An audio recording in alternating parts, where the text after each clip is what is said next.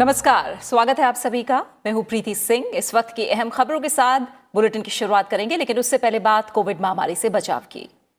Corona महामारी के खिलाफ पूरा देश एकजुट होकर लड़ रहा है। आप भी हमारे साथ सुरक्षा और बचाव के एहतियाती उपायों का संकल्प लें। अपना मास्क अच्छी तरह से पहनें, 2 गज की दूरी का पालन करें, सुरक्षित दूरी बनाए रखें, साथ ही हाथों को बार बार धोएं।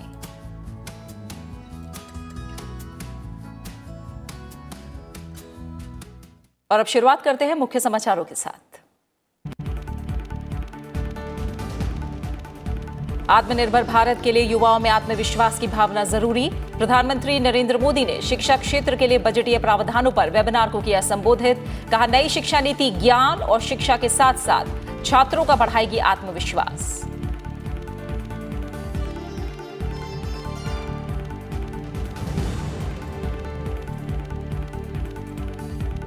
कृषि क्षेत्र में सहयोग पर भारत और फिजी के बीच होगा समझौता। प्रधानमंत्री नरेंद्र मोदी की अध्यक्षता में हुई केंद्रीय मंत्रिमंडल की बैठक में फैसला। नवीकरणीय ऊर्जा सहयोग के क्षेत्र में भारत और फ्रांस के बीच समझौते के लिए भी मंजूरी।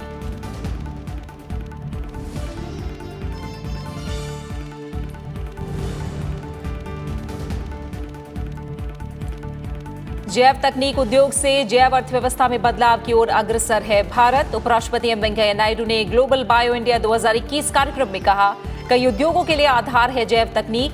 नई बीमारियों से निपटने के लिए तैयार रहे वैज्ञानिक।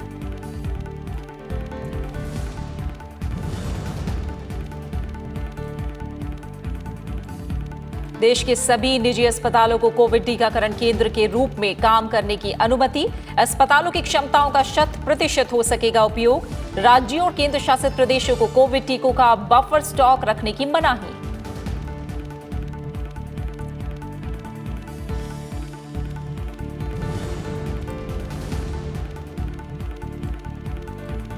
डिजिटल मीडिया और ओटीटी प्लेटफॉर्म्स के लिए उम्र आधारित कैटेगरी पर राज्यों का नहीं होगा अधिकार। केंद्रीय सूचना और प्रसारण मंत्रालय के अधिकार क्षेत्र में होंगे सारे मुद्दे। Intermediary guidelines and digital media ethics code rules को लागू करने को लेकर निर्देश जारी।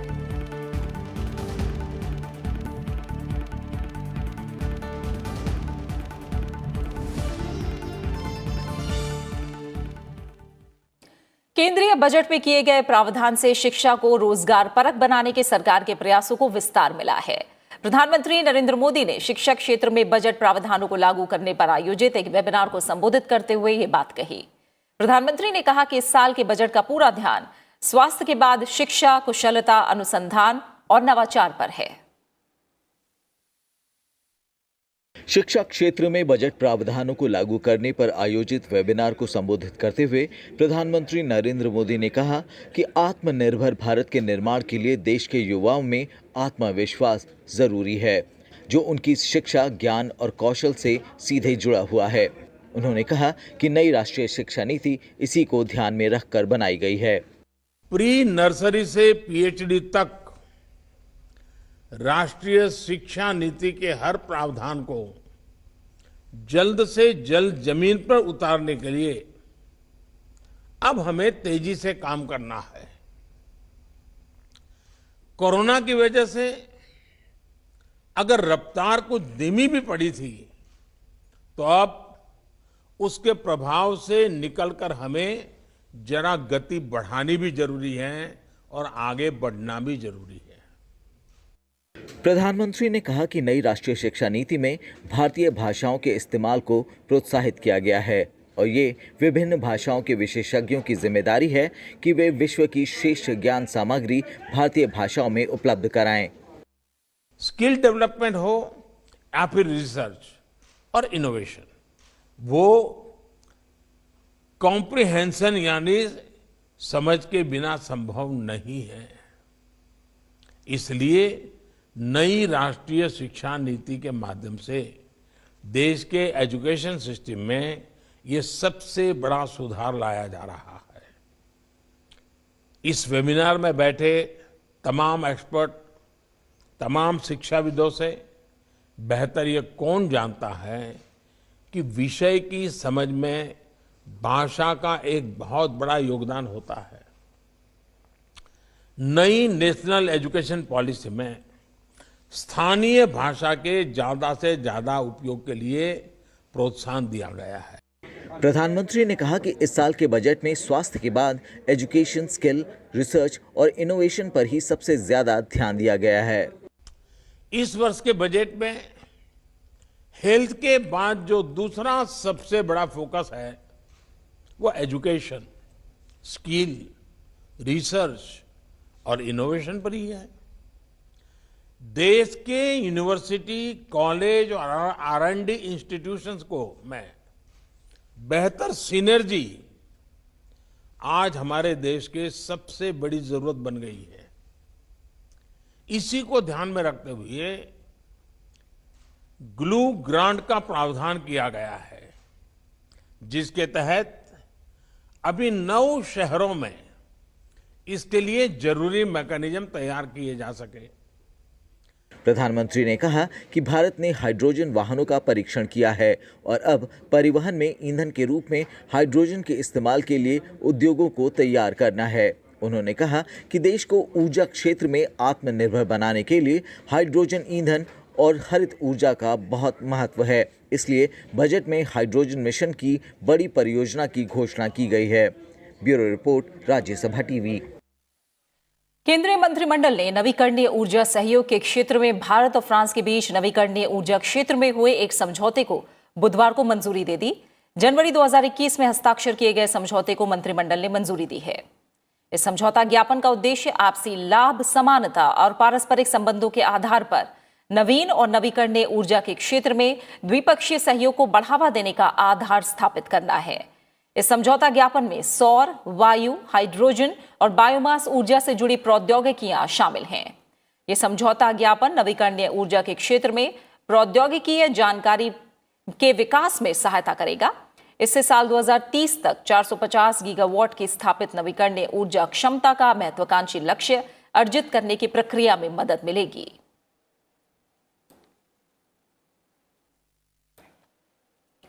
केंद्रीय मंत्रिमंडल ने कृषि और इससे जुड़े क्षेत्रों में सहयोग के लिए भारत और फिजी के बीच समझौता ज्ञापन को आज मंजूरी दी। भारत और फिजी के बीच समझौता ज्ञापन में कृषि और इससे जुड़े क्षेत्रों में अनुसंधान कर्मियों, विशेषज्ञों और तकनीकी प्रशिक्षुओं का आदान प्रदान, प्रौद्योगिकी का संवर्धन और हस्तांतरण में सहयोग बढ़ाना शामिल है। समझौता ज्ञापन के तहत दोनों देशों की कार्यकारी एजेंसियों के माध्यम से एक संयुक्त कार्यकारी समूह का गठन किया जाएगा।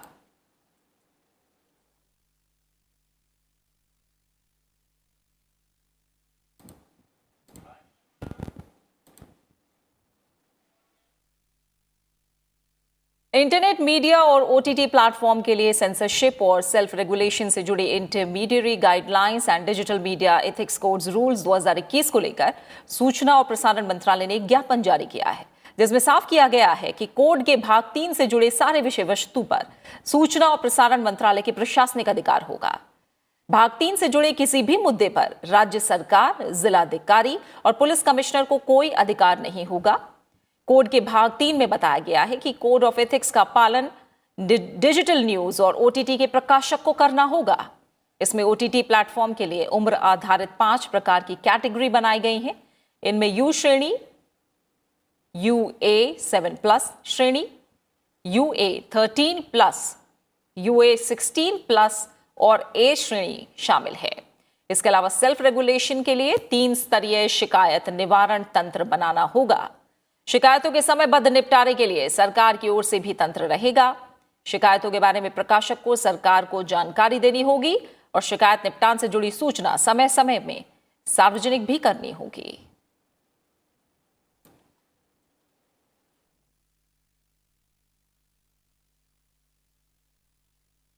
सरकार ने परिवहन लॉजिस्टिक की लागत को कम करने और वन नेशन वन मार्केट को सुनिश्चित करने के लिए सड़क, रेल और जलमार्ग के एकीकरण पर जोर दिया है। रेल, वाणिज्य और उद्योग मंत्री पीयूष गोयल ने आज मैरीटाइम इंडिया समिट 2021 में कहा कि सागरमाला परियोजना में निवेश से देश के समुद्री नौवहन ढांचे में सुधार होगा, ढुलाई गलियारों का विस्तार होगा और जिससे ढुलाई की लागत कम हो सकेगी। उन्होंने कहा कि देश में लॉजिस्टिक सेवा की लागत को घटाने और आपूर्ति श्रृंखला की दक्षता बढ़ाने के लिए मल्टी मॉडल लॉजिस्टिक्स समाधानों पर काम कर रहे हैं, जिससे लॉजिस्टिक्स की मौजूदा लागत को नीचे लाने में मदद मिलेगी। पीयूष गोयल ने कहा कि बुनियादी ढांचे के क्षेत्र के लिए सरकार 3 मंत्र पर काम कर रही है, जिसमें अपग्रेड, क्रिएट और डेडिकेट शामिल है।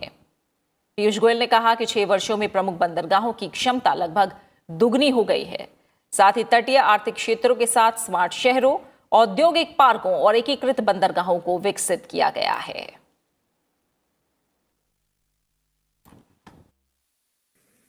I appeal to all the stakeholders who have joined this Maritime India Summit to utilize this opportunity to transform from being service providers to knowledge providers and knowledge partners. I think if we reinvent with technology-driven solutions like robotics, automation, artificial intelligence, big data analytics, and make our sectors safe. By safe, I mean sustainable, agile, futuristic, and efficient. वहीं पोत परिवहन मंत्री मनसुख मांडविया ने बताया कि आज summit में पोत परिवहन से जुड़ी दुनिया की बड़ी कंपनियों के सीईओ के साथ राउंड टेबल बैठक हुई। इसमें कंपनियों ने भारत में सी फेरर्स के लिए प्रशिक्षण केंद्र खोलने की पेशकश की। ये इंटरनेशनल शिपिंग कंपनीज है, वो इंडिया में पीपीपी मोड से इंडिया में ट्रेनिंग इंस्टीट्यूट चालू करेंगे और इंडिया में जॉब क्रिएशन के एक महत्वपूर्ण अपॉर्चुनिटी ओपन होगी। केंद्रीय वाणिज्य और उद्योग मंत्री पीयूष गोयल ने भारतीय उत्पादों की गुणवत्ता को वैश्विक स्तर पर स्थापित करने का आह्वान किया है। भारतीय मानक ब्यूरो के कार्यक्रम सर्टिफिकेट के लिए आसान अनुपालन विषय पर कार्यशाला को संबोधित करते हुए उन्होंने कहा कि इससे भारतीय कारोबारियों और उद्योगपतियों के आत्मविश्वास में वृद्धि होगी। उन्होंने कहा कि भारतीय उत्पादों की गुणवत्ता सुनिश्चित की जानी चाहिए। इस दिशा में सभी पक्षों को मिलकर काम करना चाहिए। दुनिया में भारत की पहचान गुणवत्ता वाले उत्पादों वाले देश के रूप में होनी चाहिए। कार्यशाला में 200 से ज्यादा प्रतिभागियों ने भाग लिया। What the Honorable Prime Minister had started many years ago when he had first brought out through a clarion call the concept of zero defect, zero effect. I think with the collective effort of the entire team in front of me, we are seeing signs of success in achieving, on the one hand, consciousness about quality, on the other hand, true commitment of the nation for sustainability. उपराष्ट्रपति M Venkaiah Naidu ने वैज्ञानिकों से सामने आ रही नई बीमारियों से निपटने के लिए तैयार रहने का आग्रह किया है। उन्होंने वर्चुअल माध्यम से ग्लोबल बायो इंडिया 2021 के समापन और पुरस्कार वितरण सत्र में शिरकत करते हुए ये बात कही। उपराष्ट्रपति ने कहा कि कोविड-19 जैसी अचानक आने वाली बीमारियों से निपटने के लिए हमेशा सतर्क रहने की आवश्यकता है। उन्होंने कहा कि जैव प्रौद्योगिकी आज औद्योगिक क्षेत्रों के आधार के रूप में उभरा है। भारत उद्यमशीलता, नवाचार, प्रतिभा के विकास और उच्च मूल्य आधारित देखभाल के 4 स्तंभों के माध्यम से जैव प्रौद्योगिकी उद्योग से जैव अर्थव्यवस्था में बदलने की ओर अग्रसर है। उपराष्ट्रपति ने कृषि और इससे जुड़े क्षेत्रों की चुनौतियों का समाधान करने के लिए बायोटेक क्षेत्र की अपार क्षमता का फायदा उठाया जाना चाहिए। बायोटेक सेक्टर में युवाओं को प्रशिक्षण और कौशल विकास करने के लिए शिक्षण संस्थानों और उद्योग जगत को साथ आने की भी उन्होंने सलाह दी।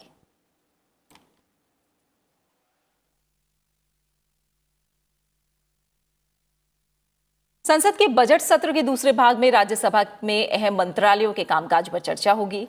जिन मंत्रालयों के कामकाज पर चर्चा होगी उनमें जल शक्ति मंत्रालय, रेलवे, पर्यटन, खाद्य प्रसंस्करण मंत्रालय, कृषि और किसान कल्याण मंत्रालय, ग्रामीण विकास मंत्रालय और जनजातीय कार्य मंत्रालय शामिल है।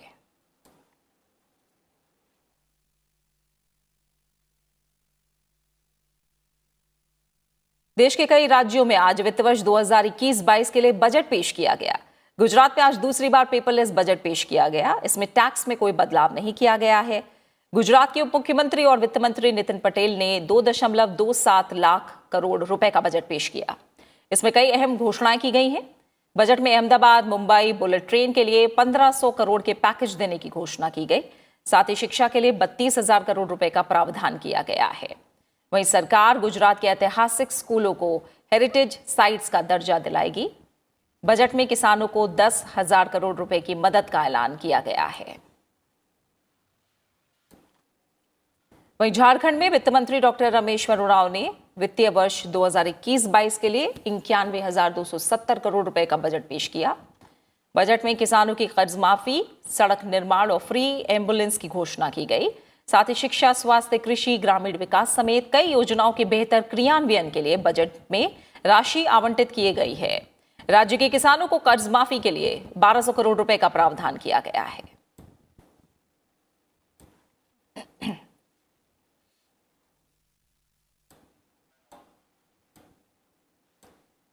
और अब खबरें विधानसभा चुनाव से जुड़ी।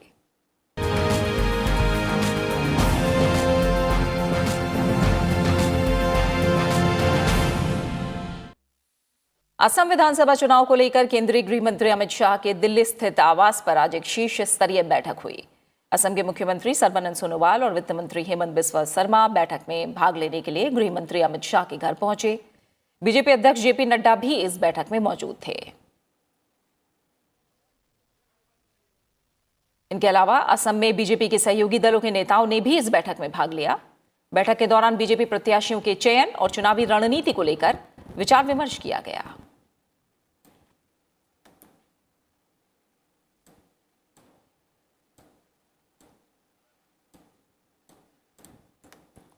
वहीं पश्चिम बंगाल और असम में विधानसभा चुनाव के पहले चरण के लिए 27 मार्च को मतदान होना है। बीजेपी के केंद्रीय चुनाव समिति की कल दिल्ली में बैठक होगी। इस दौरान पश्चिम बंगाल और असम में पहले चरण की सीटों के लिए उम्मीदवारों के नामों पर अंतिम फैसला लिया जा सकता है। बैठक में प्रधानमंत्री नरेंद्र मोदी, बीजेपी अध्यक्ष जेपी नड्डा और केंद्रीय गृह मंत्री अमित शाह उपस्थित रहेंगे। इनके अलावा बीजेपी की प्रदेश इकाई के नेता भी बैठक में भाग लेंगे।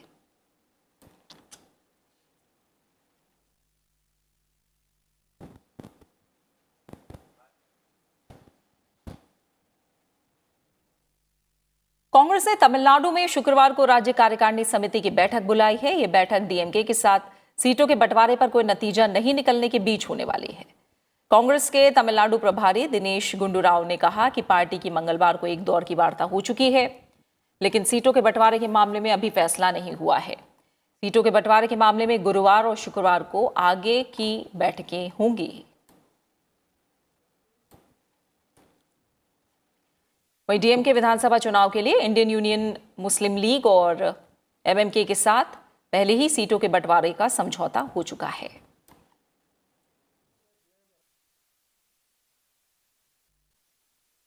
केंद्रीय मंत्री और बीजेपी के वरिष्ठ नेता नितिन गडकरी ने पश्चिम बंगाल के झालदा में आज एक रोड शो में हिस्सा लिया और कोटशिला में जनसभा को संबोधित किया। नितिन गडकरी ने कहा कि 2 मई को पश्चिम बंगाल में परिवर्तन होगा और बीजेपी की दमदार जीत होगी। उन्होंने विधानसभा चुनाव में बीजेपी को बहुमत मिलने का भरोसा जताया और कहा कि पश्चिम बंगाल में अगला मुख्यमंत्री बीजेपी का होगा।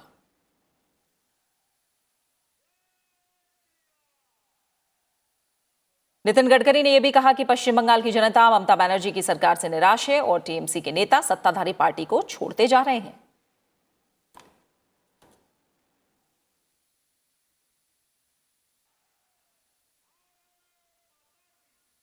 बंगाल की तस्वीर बदल जाएगी।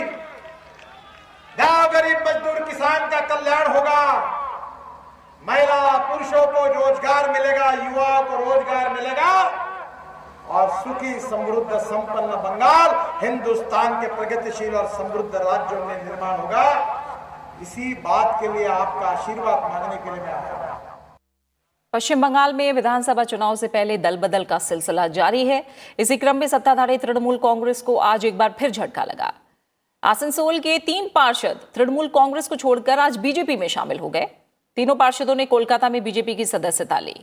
इनके अलावा विधाननगर के मेयर इन काउंसिल देवाशीष जाना भी आज बीजेपी में शामिल हो गए।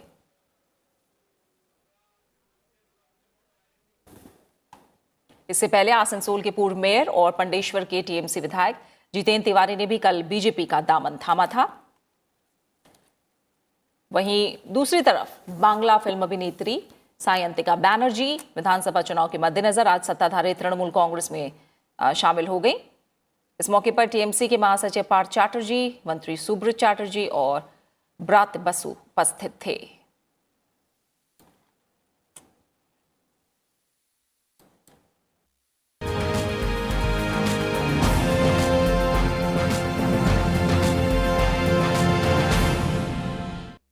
अब कोविड-19 से जुड़ी कुछ अहम खबरें। राष्ट्रपति रामनाथ कोविंद ने आज दिल्ली स्थित army research and referral hospital में कोविड-19 टीके की पहली खुराक ली।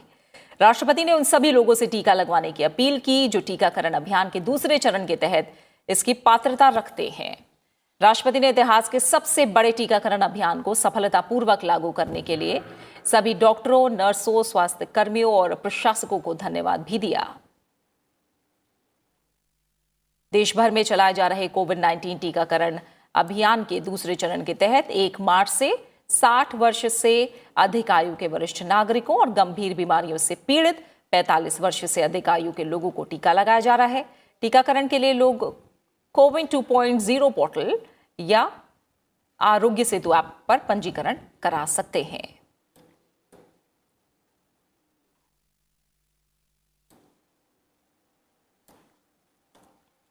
उपराष्ट्रपति एम वेंकैया नायडू और प्रधानमंत्री नरेंद्र मोदी ने 1 मार्च को कोविड-19 रोधी टीके की पहली खुराक ली थी।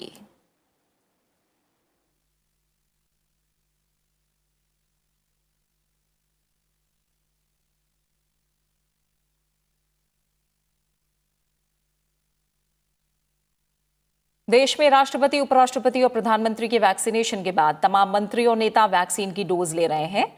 केंद्रीय मंत्री हरदीप सिंह पुरी ने अपनी पत्नी के साथ गाजियाबाद के कौशाम्बी में यशोदा सुपर स्पेशलिटी अस्पताल में कोरोना वायरस वैक्सीन की पहली डोज ली। उन्होंने कहा कि इलाज से बेहतर कोरोना वायरस की रोकथाम है।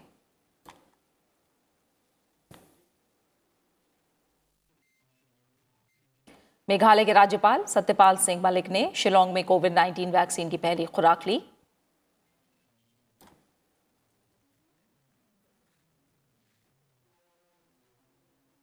इसके अलावा केरल के मुख्यमंत्री पिनराई विजयन ने तिरुवनंतपुरम के जिला चिकित्सा कार्यालय के कोरोना टीकाकरण केंद्र में कोरोना वैक्सीन की पहली खुराक ली। मुख्यमंत्री ने सभी पात्र लोगों से आगे आने और वैक्सीन लेने की अपील की।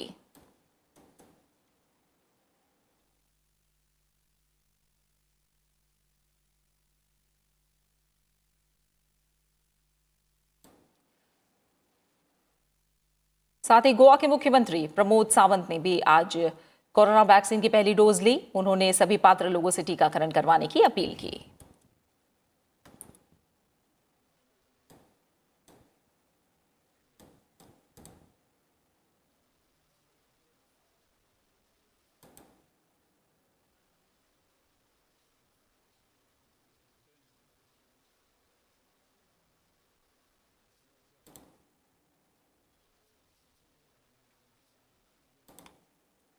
और इस बीच कोरोना वायरस रोधी वैक्सीन कोवैक्सीन के तीसरे चरण के ट्रायल के नतीजे सामने आ गए हैं। तीसरे चरण के ट्रायल में वैक्सीन 81% तक प्रभावी पाई गई है। कोवैक्सीन बनाने वाली कंपनी भारत बायोटेक ने कहा कि देश के 25,800 लोगों पर ट्रायल किए गए थे, जो कि आईसीएमआर की भागीदारी में अब तक के सबसे बड़े ट्रायल्स थे। खुद प्रधानमंत्री नरेंद्र मोदी ने लोगों की शंका को दूर करने के लिए कोवैक्सीन का टीका लगवाया था। कोवैक्सीन पर आईसीएमआर के महानिदेशक बलराम भार्गव ने कहा कि ये वैक्सीन 8 महीने से भी कम समय में तैयार पूरी तरह से स्वदेशी वैक्सीन है। ये आत्मनिर्भर भारत की असीम ताकत को दर्शाता है। ये बताता है कि भारत वैक्सीन निर्माण में वैश्विक महाशक्ति के रूप में उभर रहा है।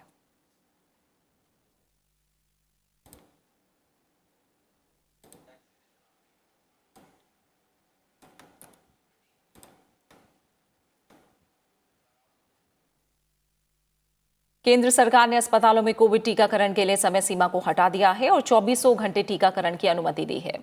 केंद्रीय स्वास्थ्य मंत्री हर्षवर्धन ने ट्वीट करके इस निर्णय की पुष्टि करते हुए कहा कि अस्पतालों के लिए यह जरूरी नहीं है कि वो टीकाकरण के लिए एक निश्चित कार्यक्रम का अनुसरण करें।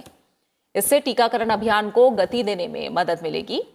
ये व्यवस्था निजी और सरकारी दोनों अस्पतालों पर लागू होगी। उन्होंने लिखा है कि प्रधानमंत्री नरेंद्र मोदी देश के नागरिकों के स्वास्थ्य के साथ साथ उनके समय की कीमत बखूबी समझते हैं। केंद्र सरकार ने प्रधानमंत्री जन आरोग्य योजना, केंद्र सरकार की स्वास्थ्य योजना और इसी तरह की राज्य स्वास्थ्य बीमा योजनाओं के तहत पैनल में शामिल सभी निजी अस्पतालों को भी कोविड टीकाकरण केंद्र के रूप में अनुमति देने का फैसला किया है। सरकार ने उन निजी अस्पतालों को भी कोविड टीकाकरण केंद्र के रूप में काम करने की अनुमति दी है जो सरकारी योजनाओं के अंतर्गत सूचीबद्ध नहीं है। केंद्र सरकार ने कहा कि उसके पास टीकों का पर्याप्त स्टॉक है, ऐसे में राज्यों और केंद्र शासित प्रदेशों को जिला स्टोरों पर टीके के भंडारण की जरूरत नहीं है।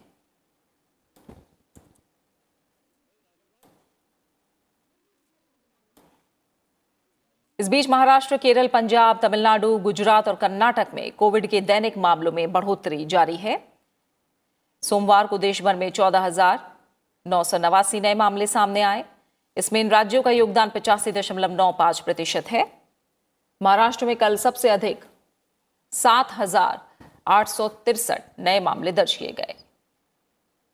फिलहाल देश में कुल सक्रिय मामलों की संख्या 1,70,000 तक पहुंच गई है, जो देश के कुल संक्रमित मामलों का केवल 1.53% है। सोमवार को 13,123 मरीज ठीक हुए। अभी तक कोविड के 1 करोड़ 8 लाख से अधिक रोगी ठीक हो चुके हैं।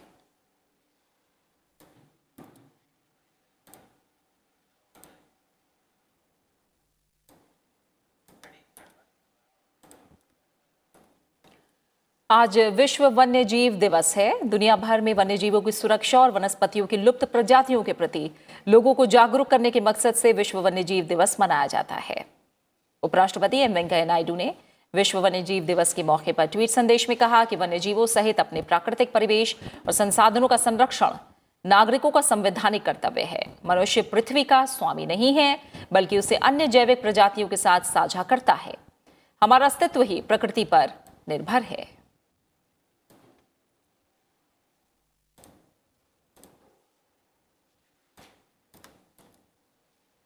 प्रधानमंत्री नरेंद्र मोदी ने भी विश्व वन्यजीव दिवस पर ट्वीट करके लोगों से जानवरों और पर्यावरण की सुरक्षा के लिए प्रतिबद्ध होने की बात की।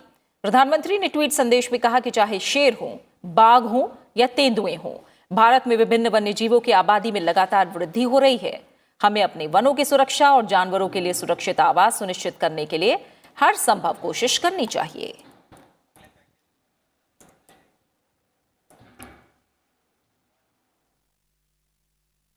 विश्व स्तर पर हर साल 3 मार्च को बहरेपन और सुनवाई की हानि को रोकने और दुनिया भर में कान और सुनने की क्षमता की देखभाल को बढ़ावा देने के बारे में जागरूकता फैलाने के प्रयासों पर विश्व हियरिंग दिवस मनाया जाता है। इस मौके पर केंद्रीय स्वास्थ्य मंत्री डॉक्टर हर्षवर्धन ने देश भर में इस बीमारी के बारे में जागरूकता फैलाने के लिए एक समिति गठित करने की घोषणा की है। वहीं विश्व स्वास्थ्य संगठन ने हियरिंग पर अपनी पहली विश्व रिपोर्ट भी जारी की है। आप देखिए खबर और फिलहाल मुझे दीजिए इजाजत। नमस्कार। दुनिया भर में लोगों में सुनने की शक्ति में कमी आना एक प्रमुख समस्या बन चुकी है। विश्व स्वास्थ्य संगठन ने 2021 के वर्ल्ड हियरिंग डे पर इससे जुड़ी रिपोर्ट पेश की है, जिसके आंकड़े आपको भी हैरान कर सकते हैं। आज के समय में दुनिया भर में करीब 400 मिलियन लोग अपनी सुनने की शक्ति को खो चुके हैं। रिपोर्ट के मुताबिक 2050 तक ये आंकड़ा 700 मिलियन से ज्यादा का होगा। Today, we reminded that our hearing is fragile. We must care for it and protect it. Around the world, 1 billion people are at risk of developing hearing loss due to their everyday listening habits. 450 million people already have disabling hearing loss. The vast majority of them do not have access to the services and products that could assist them. WHO is working to make sure that, in line with the spirit of health for all, hearing care is a fundamental part of universal health coverage and fully integrated with the national health systems. इस समस्या से निपटने के लिए केंद्रीय स्वास्थ्य मंत्री doctor Harshvardhan ने 6 आउटरीच सेवा केंद्रों का उद्घाटन किया। इस मौके पर उन्होंने राष्ट्रीय स्तर पर एक समिति गठित करने की भी घोषणा की। ये समिति देश में श्रवण बीमारी के बारे में जागरूकता फैलाने के लिए कैसे काम किया जाए, इसे लेकर 1 महीने के भीतर अपने सुझाव देगी। 2021 को जो है हमने वास्तव में हेयरिंग लॉस से जो उसके दुष्प्रभाव से जो पीड़ित लोग हैं, बच्चे हैं, बुजुर्ग हैं, उनके लिए अगर हम लोग कुछ कर पाए तो मुझे लगता है ये वर्ल्ड हियरिंग डे पर जो ये आज सेलिब्रेशन हुआ है, 6 ये जो हमारे सेंटर्स जो है इसके लिए आउटरीच सर्विस सेंटर्स आज शुरू किए गए हैं। उन प्रदेशों के लोगों को भी हम कर्नाटक के और भुवनेश्वर, ये जो उड़ीसा और बिहार के लोगों को भी बधाई देते हैं कि उनको कुछ ना कुछ नया इस दिशा में करने के लिए एक सेंटर मिला है। और सब जगह पर जैसा बताया गया कि लेटेस्ट जो है इक्विपमेंट्स और ये सब मिलेंगे। ये सारे इक्विपमेंट 40 साल पहले बहुत सारी चीजें, ये बैरा टेस्ट जो है वो मेडिकल कॉलेज में भी नहीं होता था। सरकार ने राष्ट्रीय बहरापन नियंत्रण एवं रोकथाम कार्यक्रम वर्ष 2006-07 में 10 राज्यों के 25 जिलों में शुरुआत की थी। इसका उद्देश्य 2030 तक इस बीमारी से पीड़ित लोगों की संख्या में 25% तक की कमी लाना है। अरुणा ठाकुर, राज्यसभा टीवी।